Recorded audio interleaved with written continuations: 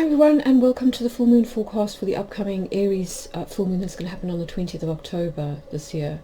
So this is a really interesting one. It's the first, or it's the full moon that falls just before that November lunar eclipse in Taurus, and it kind of comes after the new moon in Libra, which was actually quite Martian in many ways. Given that we had Mars and Mercury so prominent with the luminaries. So, but there's something very interesting about this particular full moon, and it rests around the movements or the transits of Mars, which is of course the ruler of Aries. We've got a couple of important transits happening just before and just after this full moon, where Mars kind of moves between Jupiter and Pluto, and I think one of the big themes of this full moon is going to be the two faces of Mars, which we're going to look at in a little bit more detail, and what this can sort of tell us in terms of particularly masculine energy, power, and also when it comes to things like economics and the kind of the future that we want to kind of carve out for ourselves. Economically. So we'll look at that in a bit more detail. But first I'm going to look at the slightly more kind of personal aspects of this full moon, for those of you who are kind of more interested in how it affects you individually.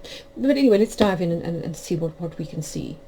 So first up, during an Aries full moon, we're essentially looking at the kind of the me side of the equation. So it's the kind of me versus we, with the moon fully focused on kind of ourselves and our own needs. So it tends to sort of like stir up in us a need to be independent, a need to feel seen and affirmed, also a kind of maybe a renewed desire to take the initiative, or perhaps to let go of behaviors or situations where perhaps we've kind of given away our power, or we have almost ceded our fate to another. So there's a strong sense of wanting to kind of take back control, if you like. It's also about being brave and having agency, and this is a really important theme that I think we're going to see as we move into the forecast, particularly around Mars. And also this idea of trying to balance being selfish versus self-assertion. So, when it comes to the Aries Libra kind of axis, we are talking about, as I say, me versus we. So it's the individual needs versus those of kind of giving and receiving in a long-term partnership, or some kind of key one-to-one relationship, be that kind of work or be that personal. And with the Aries full moon, there's a strong kind of emphasis on trying to find the balance again between getting our own needs met on one hand, and also kind of asserting our independence and freedom, say within a relationship or some kind of working partnership. And then on the other hand, not becoming selfish or sort of overly controlling or thinking only of ourselves, and also sort of being willing to kind of contribute to the partnership, whatever that may be, to our relationship. So that it's, with any full moon, we do have the sun and the moon on opposite sides of the earth, so there's a need to balance these two things. And I think that's just worth thinking about as we move into the 2 weeks of this waning moon phase, which I think is going to be a little bit fraught because of the intense aspects around Mars and Pluto. Now, in terms of the lunar face, so this is the sort of the 5-degree or the demi-decan where this particular full moon falls. We're talking about, according to James Burgess, we're talking about proficiency. So it's really about kind of asking ourselves questions like, where do I kind of shine? Where am I particularly competent? So this kind of feeds into the idea of agency and initiative and confidence. And also kind of asking ourselves where we want to recreate our lives out of our imagination. And we'll see how this idea of imagination, of reimagining our situation or our circumstances or our future, ties into the idea of the link between Eros on one hand, Mars's Eros, and this idea of the creative imagination, which Dr. Angela Voss really teases out really nicely, my former teacher. So we'll get into that a little bit later. And also then, Aries is a very passionate sign. It's cardinal fire. And so sometimes it can make people a little bit headstrong. It can make people a bit impulsive. And it can also make us sort of not lose sight of the fact that we may we may not have a balanced perspective, or we may need to sort of detach a little bit from a situation. Maybe we've kind of become a little bit too tunnel vision, if you like.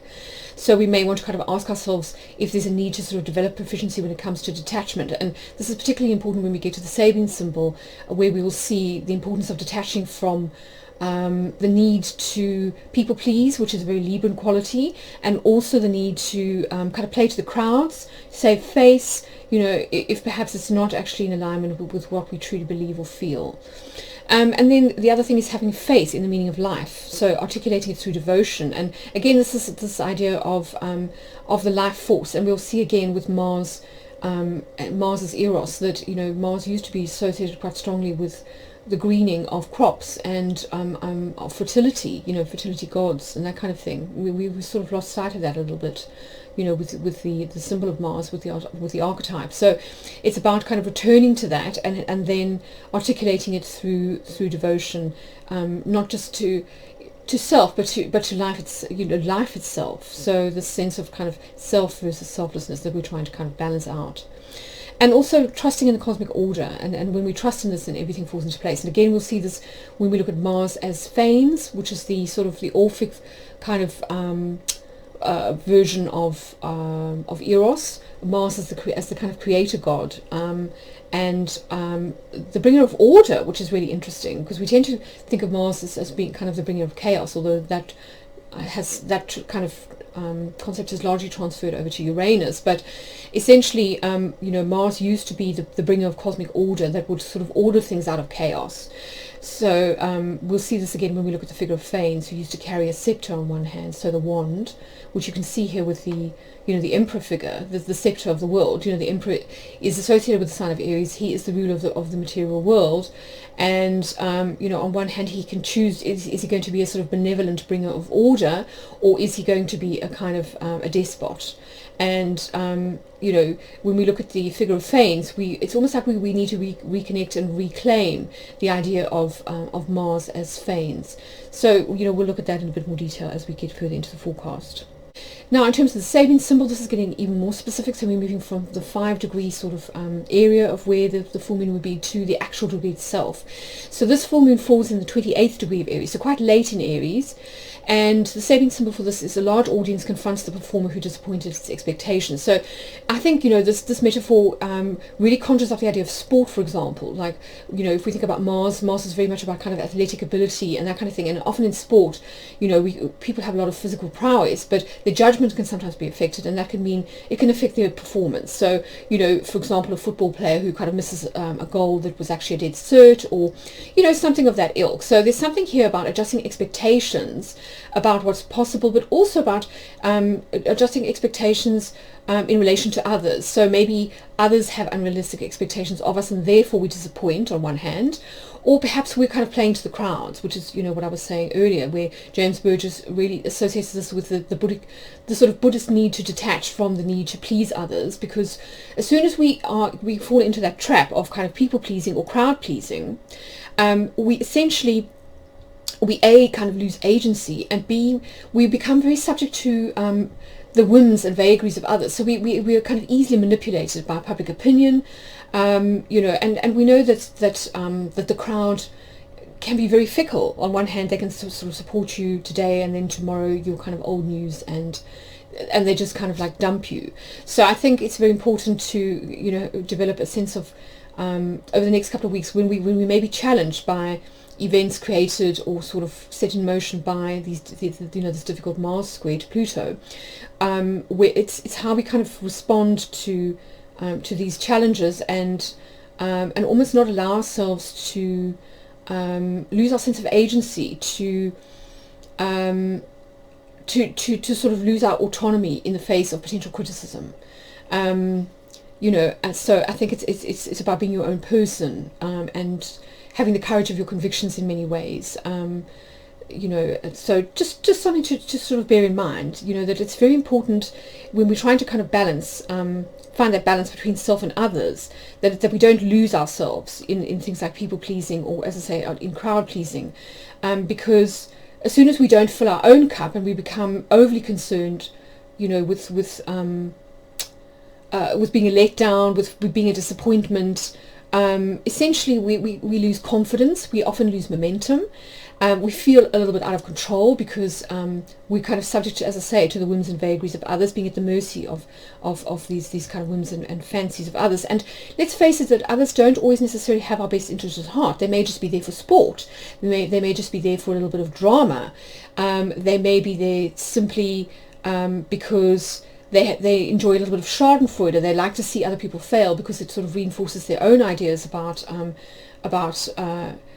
not wanting to kind of take control of their lives. So people can have a lot of different motives, and I think it's very important, if we think about cancel culture, for example, it can be very toxic, where people supposedly are kind of doing something for a kind of a moral reason, but actually is it really that constructive, kind of cutting down other people? And when we may have got the wrong end of the stick, number one, let's face it, like we know there's that famous story of kind of mob mentality where these people all got kind of whipped into a frenzy thinking that somebody was a paedophile, but actually they were a pediatrician.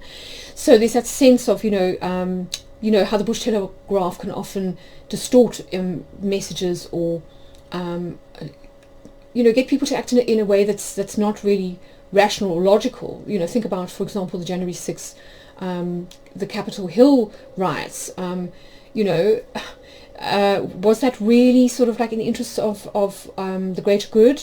So I think it's very important that we kind of look at this now, particularly as we move towards the eclipse season, because we're going to see that the themes kind of set in motion or constellated by these two lunar phases, these October lunar phases, are going to then find renewed kind of vigor in the eclipses, and of course those are longer cycles. So I think it's important to start becoming aware of of these themes now.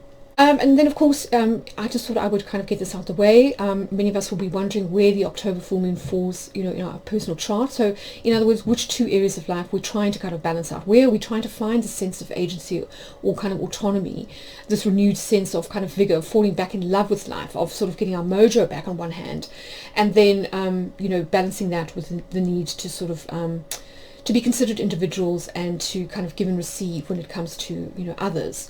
So again, look for your rising sign. So if your rising sign is for example Aries, then this is where the moon is going to fall, and then the opposite sign will be where the sun will fall. So it'll be the Aries Libra sort of polarity, and so on. So just as I say, find your rising sign, and that will give you an indication of the two houses that you're trying to balance out. So I'll leave you to pause the video and have a look at that in more detail, and I'm going to proceed with the forecast. Now, as I was saying, one of the key themes or key transits that keys into this particular full moon is this Mars-Pluto square, and it's really, really interesting because it moves from Mars, essentially moves from the trine to Jupiter on the 19th of October to this cardinal square with Pluto on the 22nd of October. So as I say, these are kind of bookending the full moon, which happens on the 20th, of course, so it's kind of in the middle.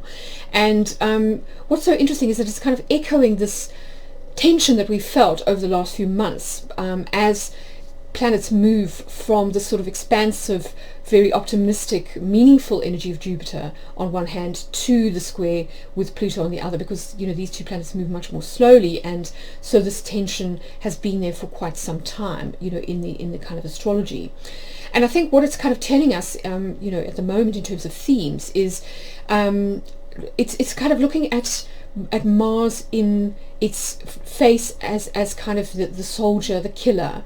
If we think about Pluto, before Pluto was discovered, Mars kind of carried many of the qualities of Pluto, because Mars co-ruled both Aries and Scorpio. So Aries was its kind of day sign, its solar sign, if you like, and Scorpio was its night sign.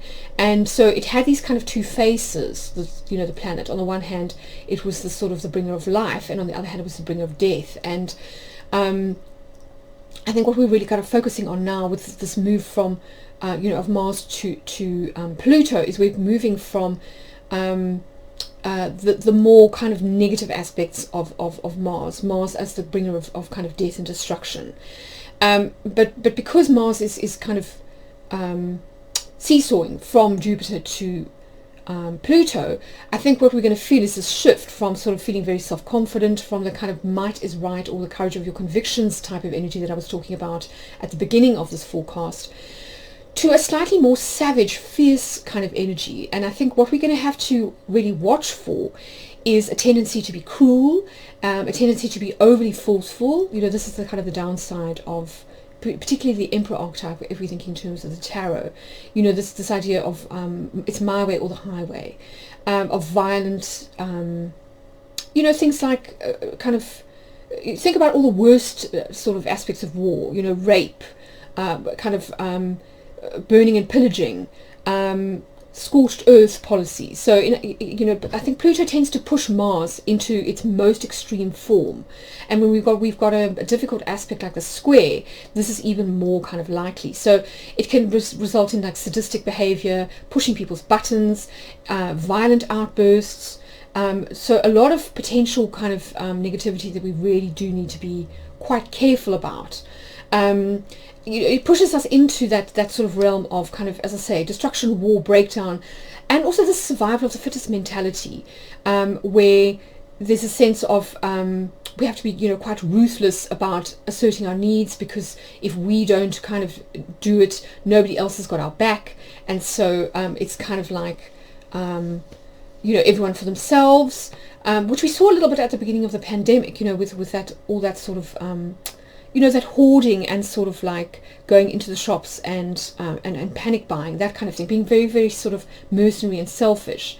And there's a danger that kind of mentality could return, you know, certainly in the short term over this 2-week period. And I think it's going to be very important to try and avoid the worst aspects of the square, which, as I say, is like strife, struggle, vindictiveness, revenge, and this very kind of ruthless me first kind of mentality. Because I think, and this is something that I was reminded of yesterday when I was listening to a podcast with Andreas Weber, is that what this kind of taps into is a kind of an idea that became very popular in sort of sociology and sort of in economics and also in biology during the 19th century, which coincided with the rise of the machine. And particularly in agriculture, you know, this was a time when the kind of the old ways of the Lord, you know, kind of providing for a whole community through, you know, owning land and then allowing, and then sort of having people work on the land and also giving parcels of land to loyal employees, and everybody sort of, you know, kind of benefiting from this wealth.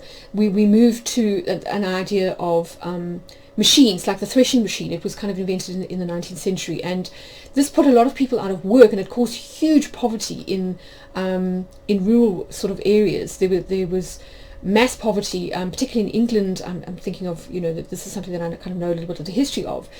So you had this kind of rise from the Industrial Revolution on the one hand, and then on the other hand you had huge poverty in the rural areas, where a lot of people who depended on the land and on that system lost their jobs. They used to sort of work piecemeal, and a lot of them lost the kind of the hours that they needed to support their families. So similar to now, where we have this kind of 0 hours contract kind of gig economy, which is very precarious for a lot of people. So and it's dependent on this sort of the kind of the generosity or the sort of the whims of corporations and very wealthy individuals. And so you had the threshing machine kind of come in and take people's jobs, and a lot of people were displaced and ended up either in the cities working in factories, or they immigrated. And you know, the whole kind of colonial project in that sense was this idea of kind of mass immigration through kind of government-funded schemes, was actually designed to try and alleviate poverty in the old world, in Europe and that kind of thing, and give people the opportunity to start fresh. But at the same time, you know, as we know, the whole kind of colonial project also had a very dark side. So I thought this quote was very, very interesting, because it really kind of points to the kind of the problematic element of this Mars-Pluto idea of exploitation. And it's, you know, this is Robert Hughes from The Shock of the News saying, machines were the ideal metaphor for the central pornographic fantasy of the 19th century, rape followed by gratitude. And I've chosen a picture here of a painting of the rape of Persephone, because of course Pluto stole her into the underworld, and you know, this was kind of on one hand, Persephone represented the sort of the fecundity and the beauty of the earth, because she was the sort of the goddess of spring, if you like. And so when she went to the underworld, this is when the earth experienced winter. She was the daughter of Ceres, or, of Demeter, the sort of the earth goddess.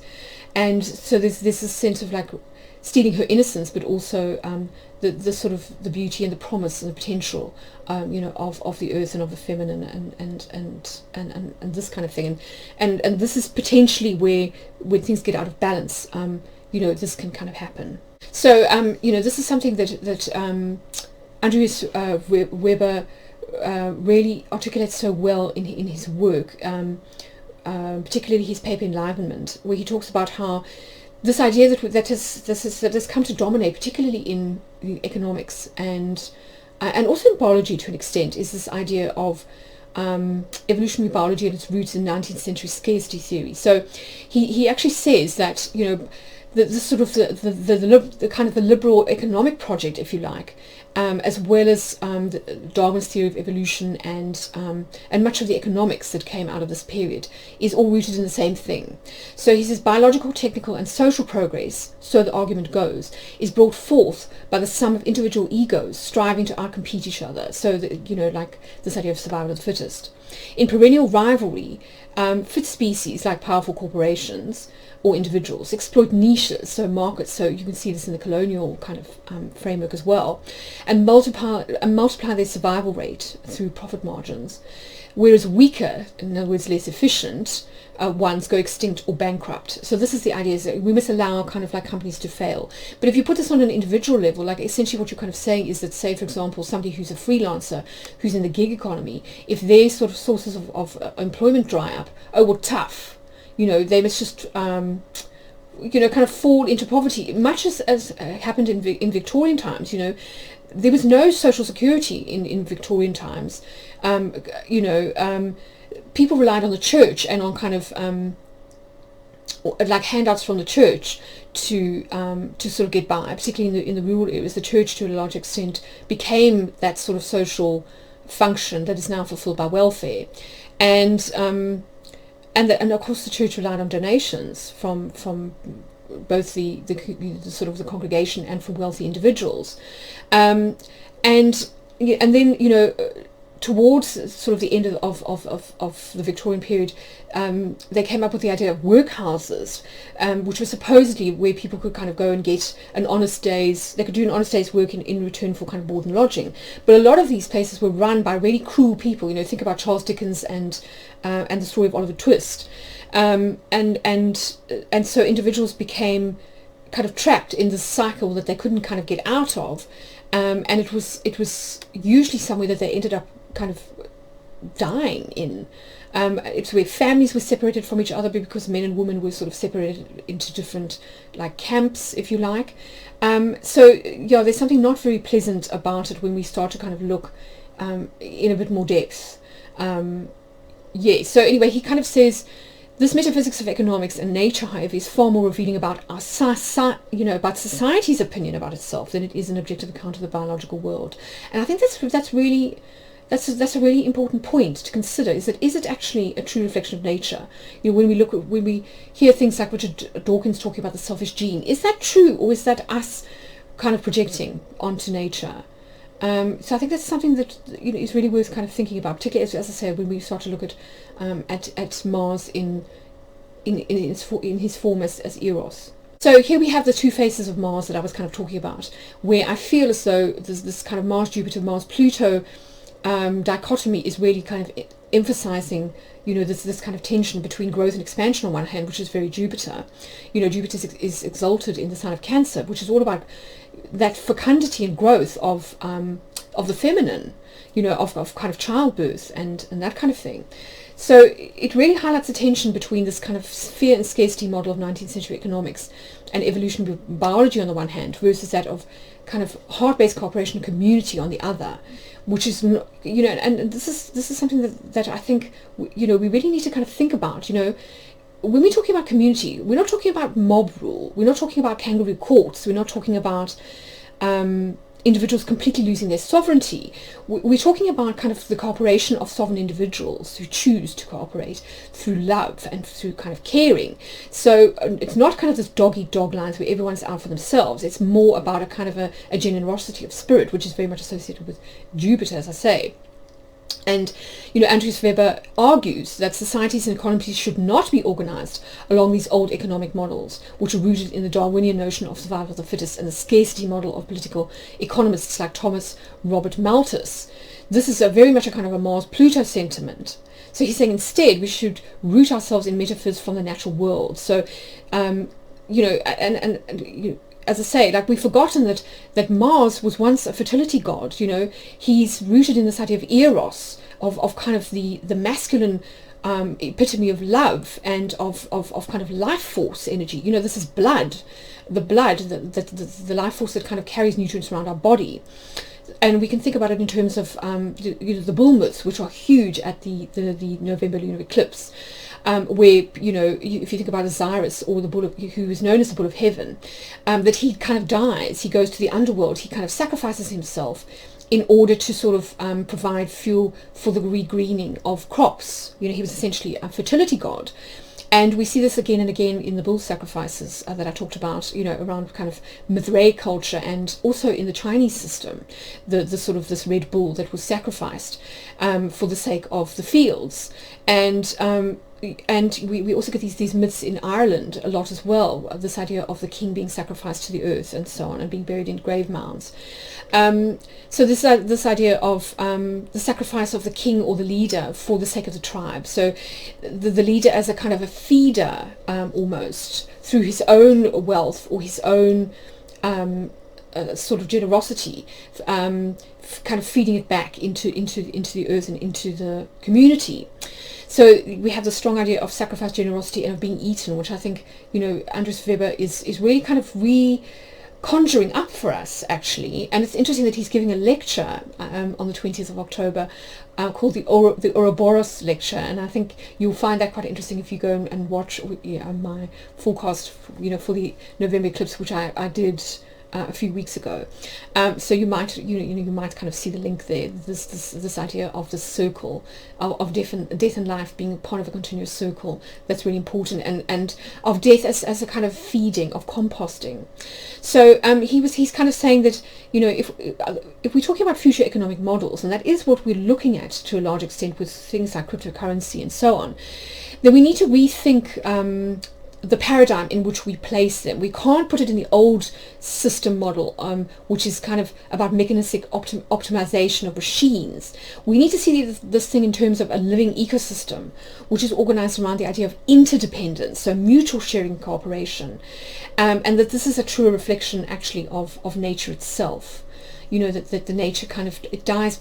If you think about trees, when they let go of their leaves, those die back into the earth, that become food for the roots of the tree, and so the cycle kind of continues.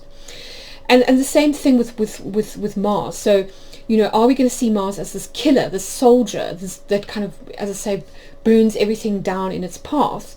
Or are we going to revision death even, so that we see it as part of the cycle of life? So, in that sense, I talked about this in relation to Mars a few months back, when we had that massive, that fire, in the ocean with that oil spill.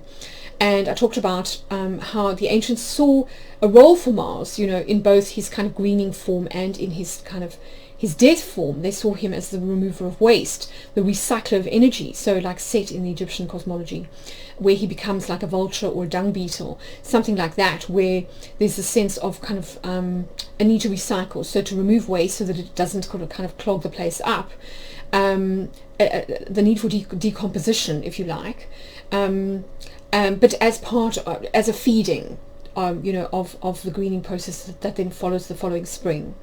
So, he talks about the need to revision the death process, not as conquest but as composting, and that is part of the cycle of nature, the one that transforms the mutual sharing of matter and energy into deepened meaning, which I think is wonderful, if we think about the Mars kind of Jupiter combination, Jupiter is so much about meaning.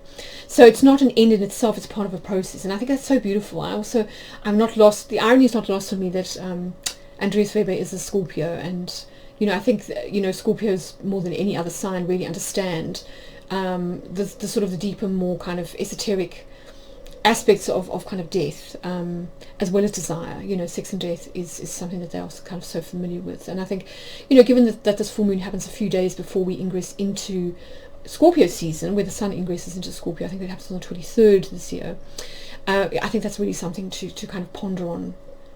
So anyway, as I was saying, I think what this particular dichotomy, this tension between kind of Mars Jupiter and Mars Pluto is asking us to do is to revision things, to see things from a much more kind of positive perspective. And part of this, I think, is reclaiming the masculine energy, reclaiming Mars as Eros Phanes. Now this is Eros, this is Mars as the kind of Orphic or pre-Socratic god of creation. We've kind of forgotten this largely, but essentially, like, Mars was associated with Eros as Phanes, who was this god who kind of sprang to life from a cosmic egg. You can see him here.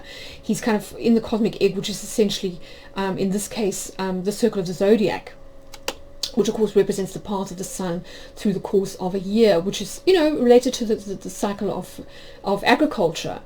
And he's got this the snake sort of wrapped around him, which again is interesting, given that we've got the feminine reflection of the snake in the symbol of Medusa, which I look at in the November eclipse forecast. So this is the masculine aspect. We're looking at kind of masculine life force or desire energy. And in this case the snake was sort of the Ouroboros, if you like. So this is really about the cycle of life, the turning of the year, the 4 seasons. It's particularly associated with the kind of the turning points of the year, the equinoxes and the solstices. So it's kind of bringing order to the year, if you like. So we can see how in this sense Eros Phanes actually brought order to chaos. He wasn't actually the god of kind of war, destruction and chaos. So he traditionally holds a scepter and a thunderbolt. We don't have it in this particular image, but in the Orphic sort of tradition, he held a scepter, which is a wand on one hand. So it's the kind of the magician's wand of creation. It's also the scepter of power. And then on the other hand, he holds the thunderbolt, which we've come across in the forecast, particularly the forecast that I did at the full moon in Aquarius, I think, a few months back, which is all about kind of destruction. So it's the thunderbolt that kind of zaps things. So he has this more balanced energy between kind of creation and destruction. And he was also seen as I say, as a fertility god. He was the male god of desire, the masculine uniting principle of love that brought order and harmony to the conflicting elements created by chaos. Because of course chaos was a different god. This was a different pantheon. This was pre-Socratic. So it was sort of the kind of the Neolithic of the Greek sort of civilization, if you like. And so in this way he becomes the masculine equivalent of Aphrodite, Venus. Now Venus of course attracts via beauty. Mars moves forward, is propelled forward through desire for Venus Aphrodite. So he's actually what propels the cosmos to kind of he's what animates the cosmos. He's what sets it in motion. If you think about the sort of the Greek myth of Plato's Timaeus, he is that creator god, the demiurge that sets the cosmos in motion, and so what drives the cosmos is actually desire. So he's the greening of crops filled with blood like sap. If you think about the green crops kind of growing up towards the sky, from the earth towards the sun, this is very masculine, it's kind of phallic.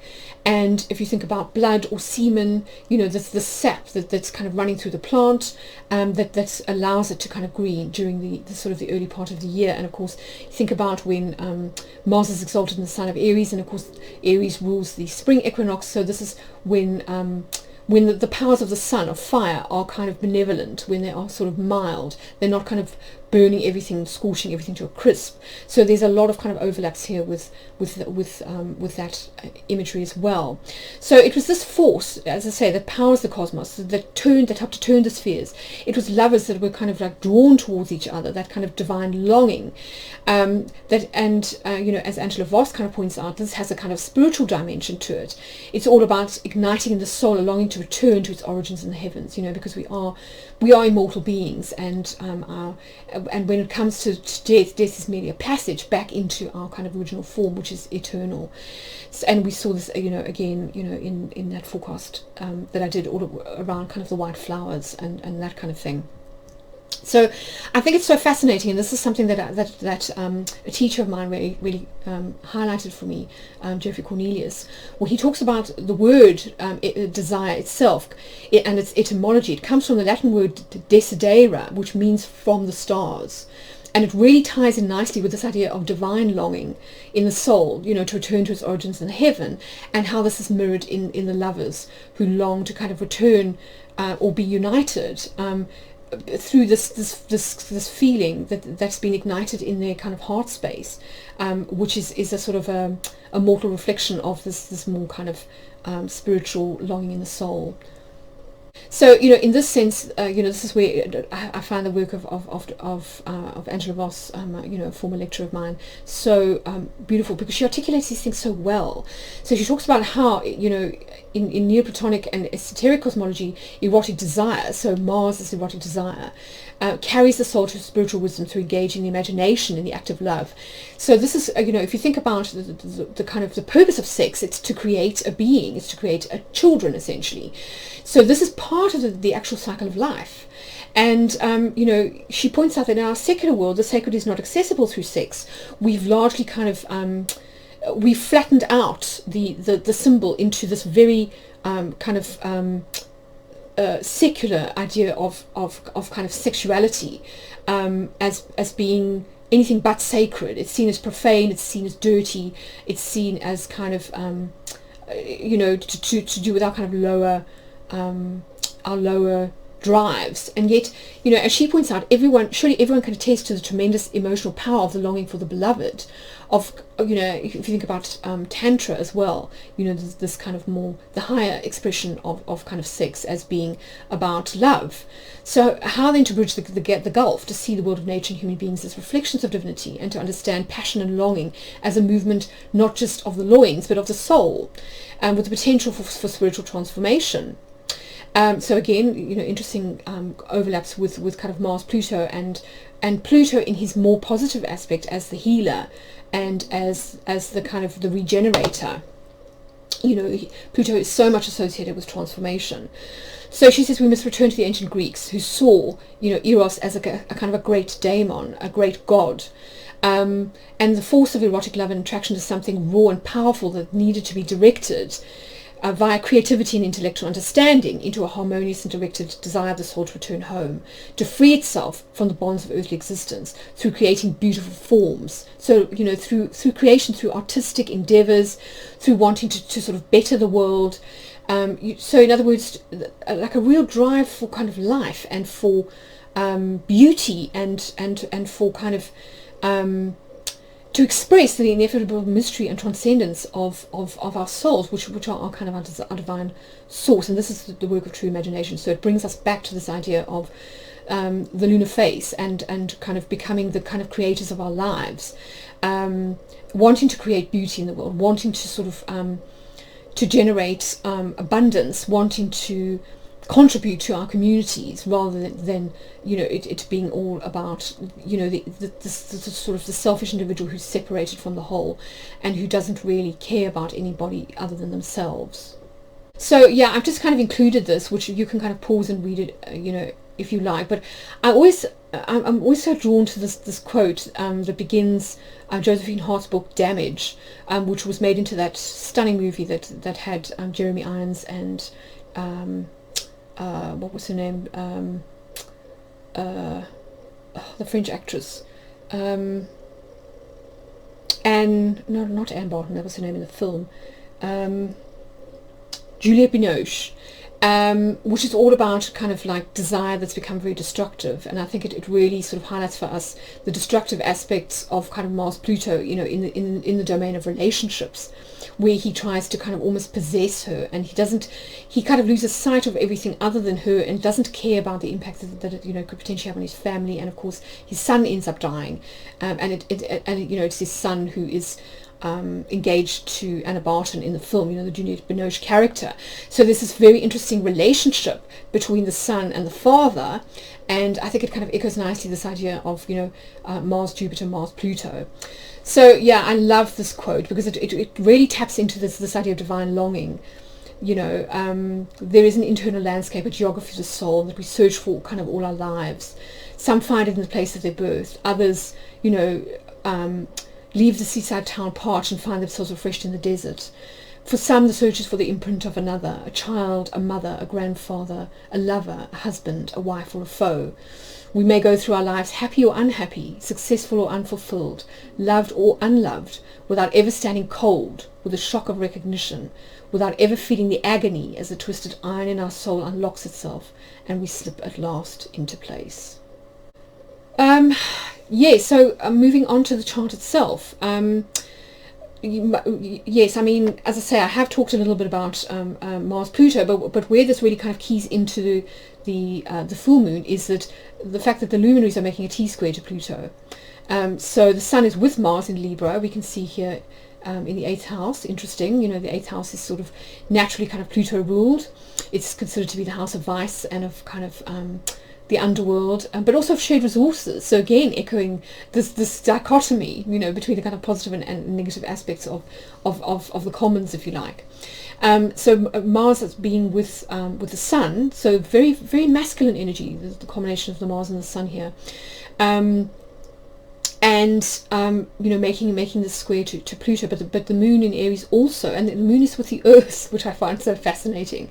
So we've got this real dichotomy, this really interesting dichotomy that I think is really kind of echoing mythology on so many levels. You know, if you think about the moon as being like Persephone, and you think of the Sun and Mars as being like Pluto, you know, in that kind of myth of the rape of Persephone, for example. It's so interesting. So both the Sun and the Moon are kind of squaring Pluto, and I think you know, Pluto's in Capricorn. It's in the kind of later degrees of Capricorn. We can see here it's at about 24 degrees of Capricorn, and it's the last planet to sort of still be, or last outer planet to be in Capricorn. You know, if we think back to January 2020 when we had that. You know, that Saturn-Jupiter conjunction, which kind of set off the circumstances in which we find ourselves now. You know, the whole kind of COVID crisis. Saturn moved on into Aquarius, but Pluto is still in the sign of Capricorn. And as I said back in my January 2020 forecast, Pluto here is really taking on all those qualities of Mars. That, you know, are kind of about death, destruction, and sometimes, you know, things need to die. You know, our old political system, our old economic system, a lot of people agree that there are problems with it. You know, this whole idea of kind of a patriarchy that has become suffocating, that has seen the rise of kind of you know, polarization within society, a growing hatred of women in things like incel culture, a growing sort of you know, problem with things like rape pornography, for example. So this kind of this degrading again of sex as being all about kind of control, desecration, and sort of almost an obliteration of the beauty of the feminine. And as I say, also in our political systems, where things have become very, very imbalanced, and we're kind of, you know, many would argue that we're almost back at feudal times, where, you know, the wealth is of the world is held in the hands of very few individuals, and, you know, everybody else is kind of slaves, essentially.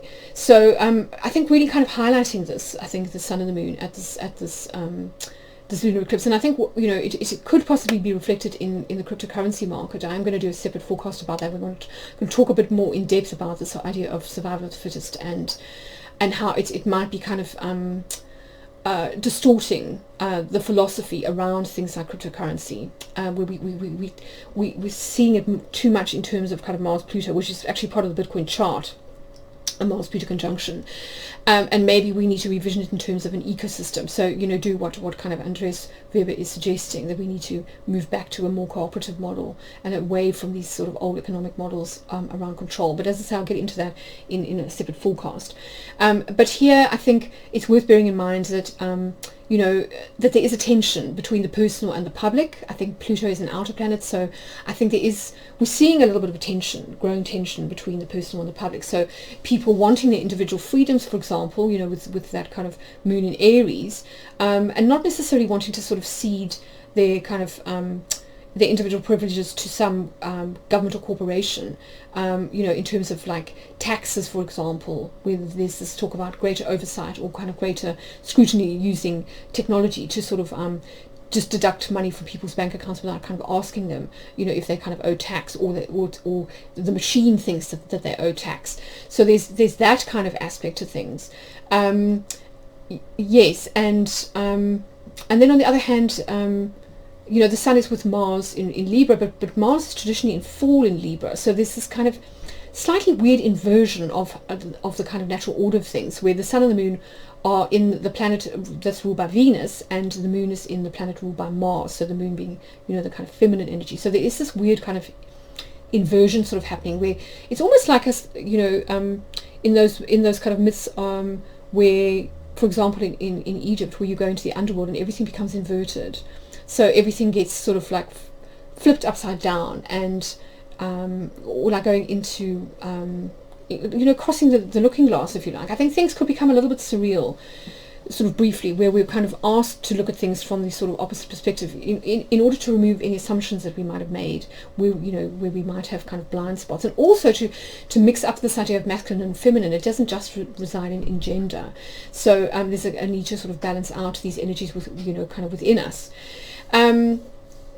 But what's also interesting is that the luminary is kind of trying the part of fortune. So it's with the Earth here. The moon is anyway, and it's trying the part of fortune, which is all about kind of abundance and using up our kind of natural skills, talents, and abilities in order to thrive. And what's so interesting is that the part of fortune is in Leo, and Leo is all about sovereignty. It's all about agency. It's about confidence. It's the opposite of the commons, if you like.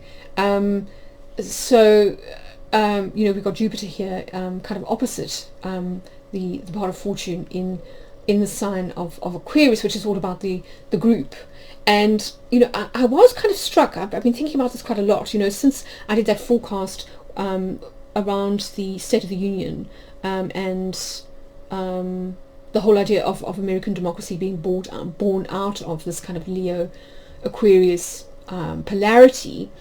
That there is a need to balance this energy, because if you go to the extreme of Aquarius, and you want everything to be in the sort of the public domain or as part of the commons, this kind of almost like communism, where nobody owns anything, where everything is sort of belongs to the collective, if you like, where there's no privacy, for example, what can happen is that the individual completely loses their sovereignty. They have no agency over what happens to them. Really, it gets left to the mob. And as we know, towards the end of the revolution, this is what happened. We had mob rule with kind of kangaroo courts, where people would jump up kind of charges against people because they had a personal vendetta, and then people would be sort of like ostracized, executed, etc., for kind of no reason whatsoever. So I think we have to be very, very careful that we don't veer to that destructive side of kind of mob rule. Think about, as I said, the Capitol riots, which is supposedly about making America great again, but were anything but. So we really, really, really, I think, need to be careful here. I think, in balancing solar and lunar energy, but also this idea of kind of agency, sovereignty on one hand versus kind of relationship or commons and contribution on the other. And I think a really, really important theme here. But on the whole, though, I do see this as being quite positive. So I do see the trine and the sextile here as being really important, where we are kind of turning away from the sort of the overly controlling plutocracy, and we're trying to sort of generate our own wealth and our own like, destiny that is abundant, and that is more self-determining, if you like. That we kind of that we don't become hopeless, that we focus on the greening sort of aspects of Mars and of Aries, that kind of longing, that desire for that vision of the future for ourselves and for our loved ones, and don't get sort of too bogged down in the more destructive aspects of this of kind of Mars-Pluto. So really kind of a revisioning, a refocusing, if you like, a pivoting almost, where we kind of reclaiming masculine desire, masculine life force, where we're seeing sacrificing leaders as being a positive thing, kind of like service to the whole, rather than this idea of kind of despotic energy that is kind of like, nobody tells me what to do, I'm the king, and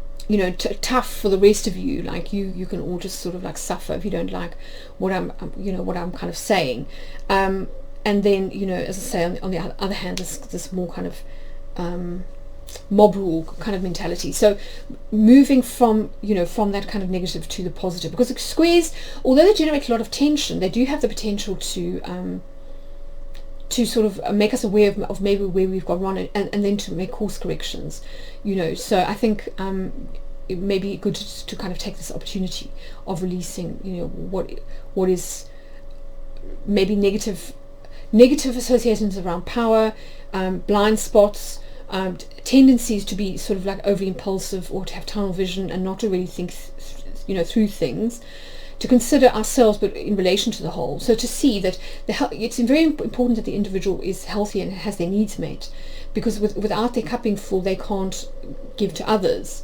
But at the same time, there's also a need to balance that with the needs of the whole. So not being so selfish that you don't really care about what happens to other people or to the whole. So finding that balance, I think, is really kind of key, over the next couple of weeks.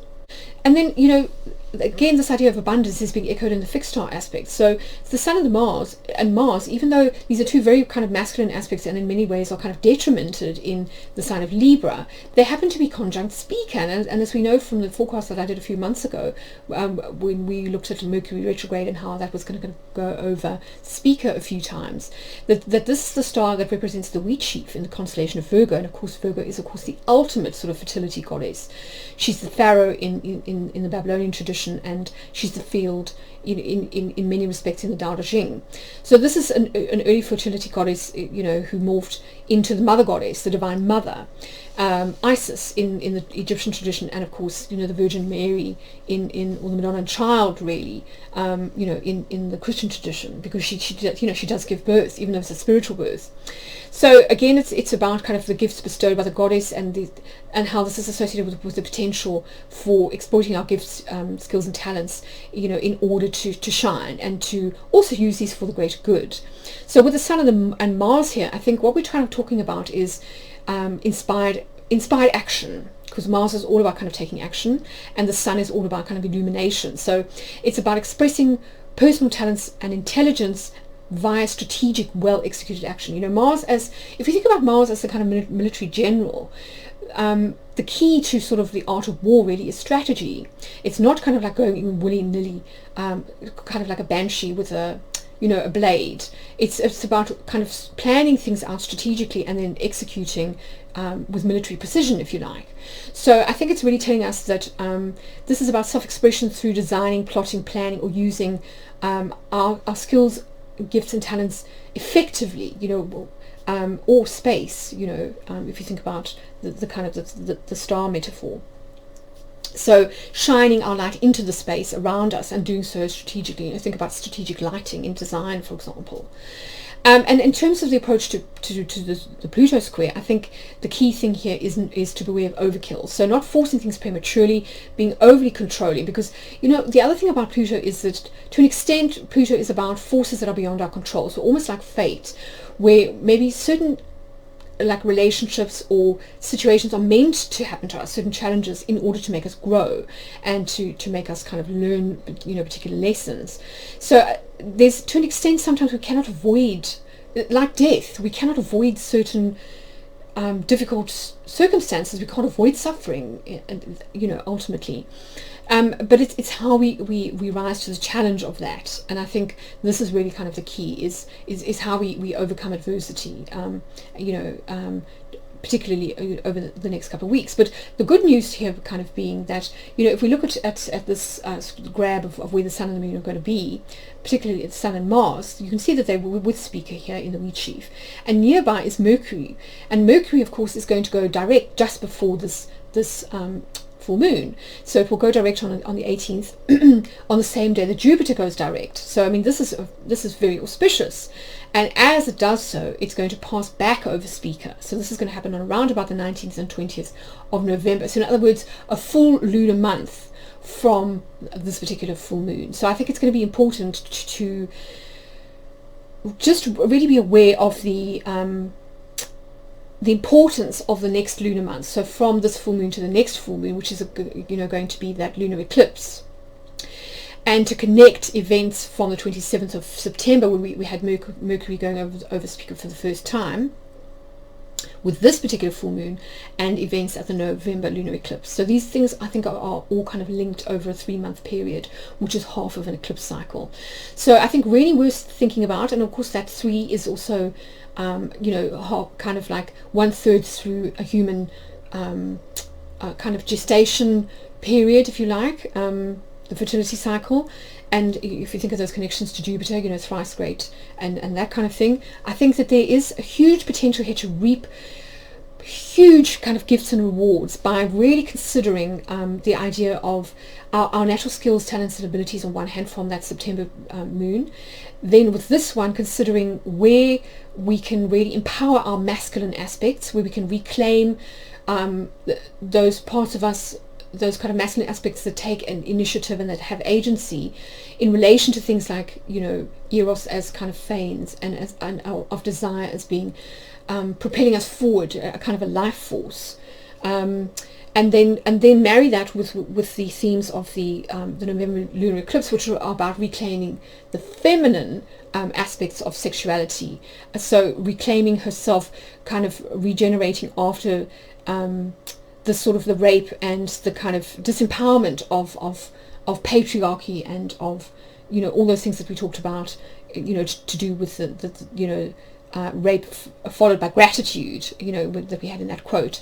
So this is a kind of a long cycle where we were kind of looking at all of these things in relation, and I think they will all kind of come together, you know, in that November lunar eclipse, and then we'll be ready for a reset when it comes to the solar eclipse in December, which is in Sagittarius. So yeah, lots and lots I think to think about here, but some real kind of gems in amongst, you know, kind of all the ruins, if you like. And now the other aspect I wanted to kind of draw your attention to is Black Moon Lilith, which is going to be conjunct Aldebaran. So remember I said that there was this interesting kind of conjuring up of the idea of the bull, the sort of the bull of fertility, and how this is related to masculine fertility in many respects. So Aldebaran is of course the alpha star in the constellation of Taurus, and it's one of the oldest. Taurus is one of the oldest recorded constellations that we have. You know, these kind of images, particularly of the Pleiades, but also of bulls in things like the cave paintings, you know, in France. And, you know, again, I'm kind of drawn back to Mesopotamian star lore and this idea of Mul Apen, or the heavenly bull, in the Epic of Gilgamesh, which is one of the earliest kind of literary works from Mesopotamia, but it's also the kind of the creation myth for the Mesopotamians, and how it's sort of sets in motion these themes that we'll see coming to the fore at the Taurus, you know, lunar eclipse. But also, you know, what's so interesting about Aldebaran is that, you know, first of all, Aldebaran is one of the 4 royal stars of Persia, and it was at one time associated with the spring equinox. So again, this link to fertility, and I think masculine fertility in particular. But it's also associated with well, it comes, the name comes from the Arabic Aldebaran, which means the follower, and it got its name because it appears to follow the Pleiades cluster, the 7 sisters across the sky. So here we kind of introduced to this idea of desire and romantic pursuit again, the pursuit of the masculine, you know, of the feminine. So Venus as the attractor and Mars as the pursuer. So there's again these strong ties, as I say, of this theme of kind of sexual attraction or desire.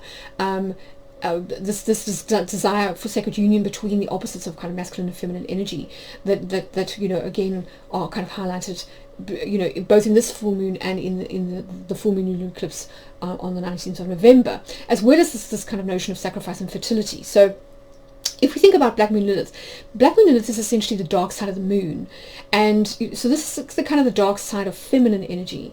And I think really what it's kind of asking us to do is to release any repressed toxic compulsions or emotions related to things like food, sex, body image, but also money. But if you think about this in terms of particularly the feminine, if we think about those things that we project onto others, so this idea of like fat shaming, for example, and how this is considered to be sort of very unattractive. You can't possibly sort of like have sex if you're fat, which is like a complete misnomer. I mean, think about that wonderful series on Hulu, Shrill. I absolutely love it, where all those kind of stereotypes are kind of broken down in the protagonist, the main protagonist, but also in things like our relationship to food and to money. Why is it that women are always kind of thought of in terms of like wanting money from the masculine, and this sort of idea of the gold digger.